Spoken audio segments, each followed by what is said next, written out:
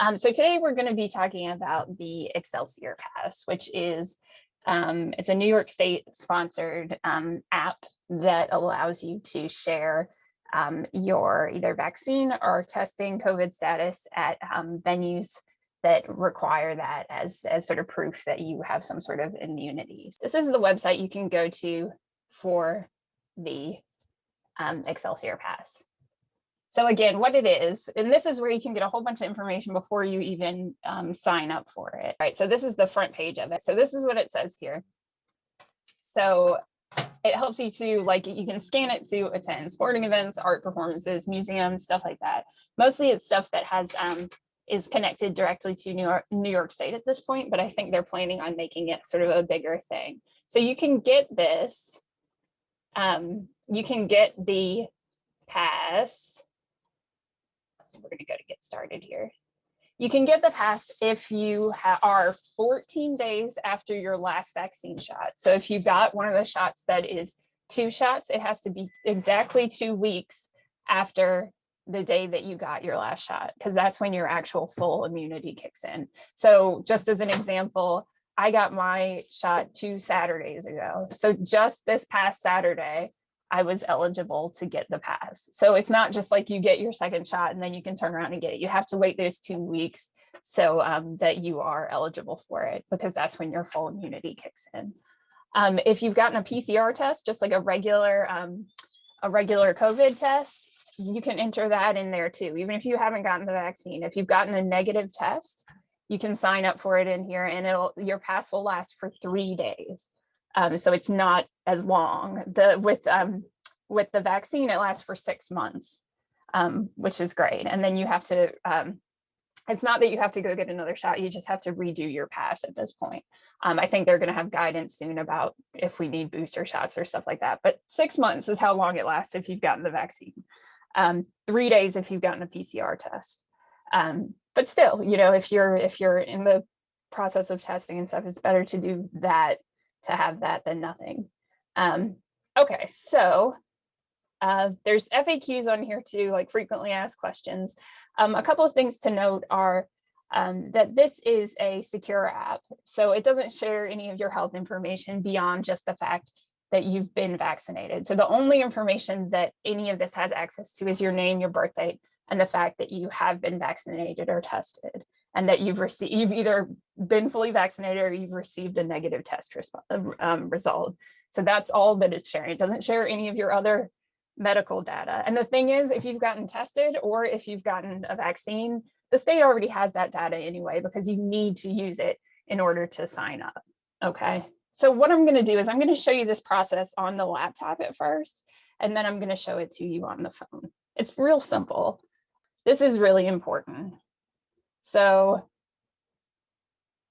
when you sign up for the Excelsior Pass, if you ever go by a different name, or you know, if any of your information might be perhaps different, what you need to do is make sure that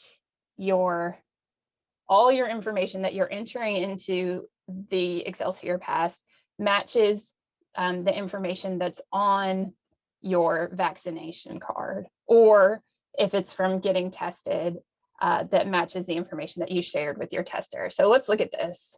Many of you have seen this now. That is your COVID vaccination card. So that one's empty, but yours will be filled out if you've gotten a vaccine.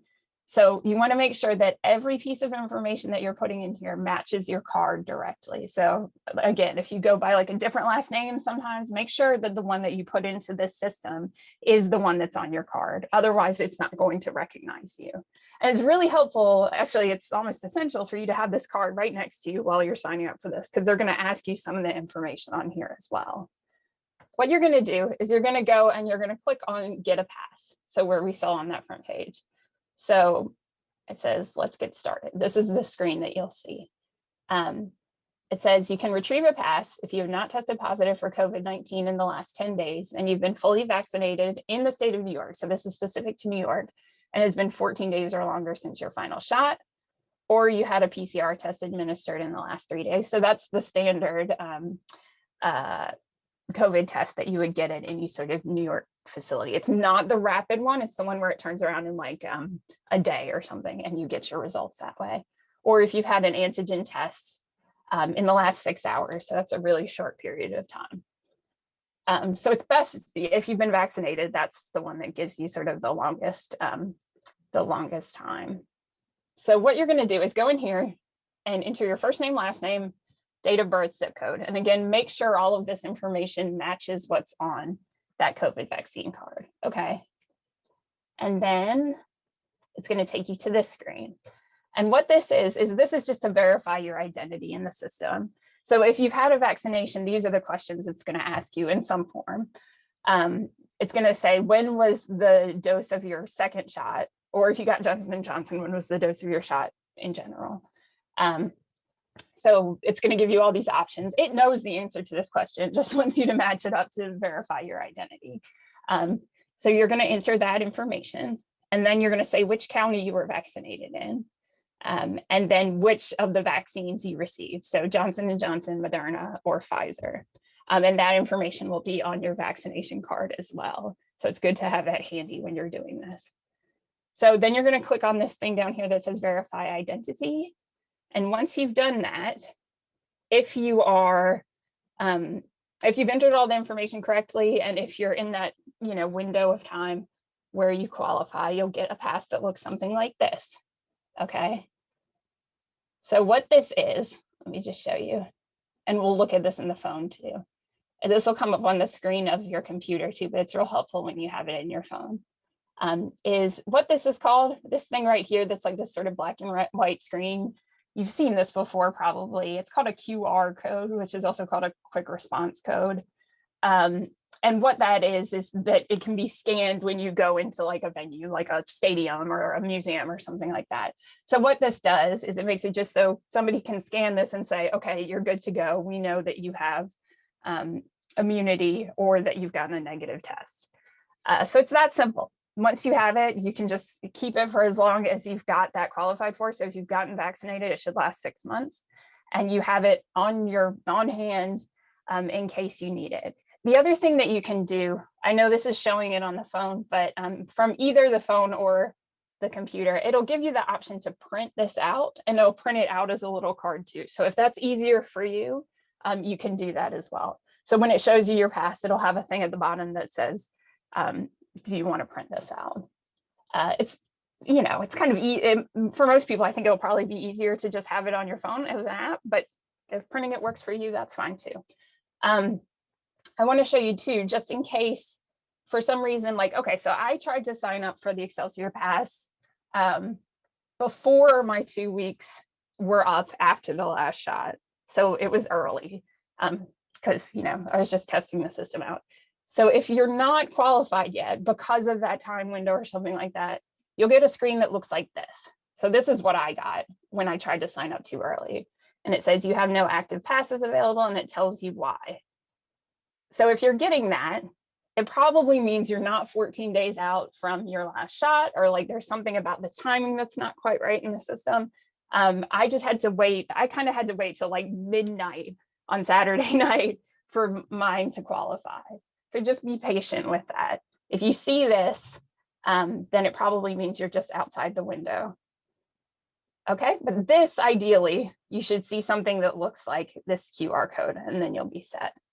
All right, so the Excelsior Pass app is just like any other app. You're going to download it either in the Play Store or in the App Store if you have an iPhone. So I'm just going to show you that. So remember, the Play Store for me is going to look like it's the second row up, second from the left. I'm going to click on that, and I'm going to look up Excelsior Pass.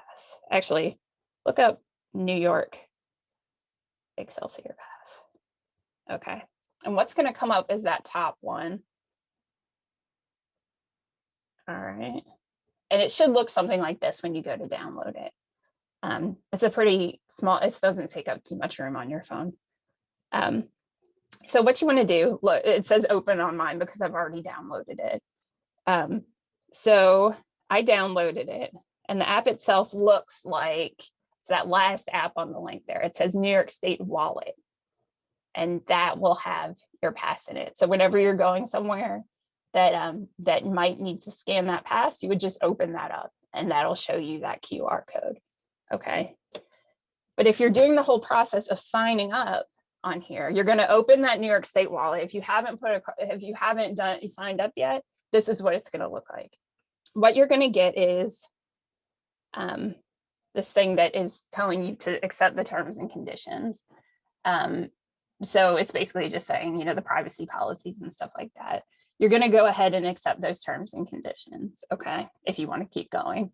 Then it's going to do that that thing where it tries to verify that you're not a computer. So it might give you something like this, where it's like, you know, select all the images that have taxis in them or something like that, or select all the images that have stop signs in it. Those are funny, but they're just a way of making sure that you're an actual person trying to sign in and not some computer somewhere that's trying to hack into the system. So just do that, whatever it says to do, to verify that you're a person. All right, so you're going to do that. Once you do that, it'll take you to the authorization to disclose. So again, this is another thing about privacy. You're just going to click accept at the bottom there. See where it says accept. You're going to click that. And then it's going to take you to those screens like we looked at before. And then you'll end up with, and you'll be able to scan that wherever they are asking for the Excelsior Pass. You can also add, you see on the left-hand side here that there are 2 cards on here. They're actually for the same person, but if you have children or if you have a relative that you are helping or might be traveling with or whatever, you can add their pass on here too. So it'll give you the option at the very beginning to say, you know, add another pass. So you can do that exact same process for somebody else that that you know would like to have that card on hand for. You can only use your own card though, the one with your information. When they go to scan it, you have to use yours because they're going to be looking at ID too. But you can store ones for other people. It's just so like you can, if you have a family or something, you can have it all in one place. And the last thing is if you do sign up online, but then you want to transfer this to your phone. So let's say I signed up on my laptop. Once you have this this QR code, it'll give you the option to just scan that directly. It'll tell you how to do it, and then it'll just enter it onto your cell phone in the app itself. It's a good thing to have in case, you know, as things are opening up, so that you can prove your immunity on the go. And if you have your cell phone, which I think most of us usually do, you will be all set to do that. What do I do if my pass is expired? So the COVID-19 vaccination pass is currently valid for 180 days after the final dose of the vaccine is administered, so about 6 months. And after it expires, you can retrieve a new pass from the Excelsior Pass website. So at this point, they're not saying you have to get another shot at that point. You're just going back and updating your pass. So if you've gotten a PCR test, which is the standard COVID test, it's valid until midnight on the 3rd day after receiving that test. So then you would need to get a new test to get a new pass. If you have an antigen test, again, that's the shortest period of time. That only lasts for 6 hours from the time of the test. And you need to get a new one after that if you need to still have access to the pass.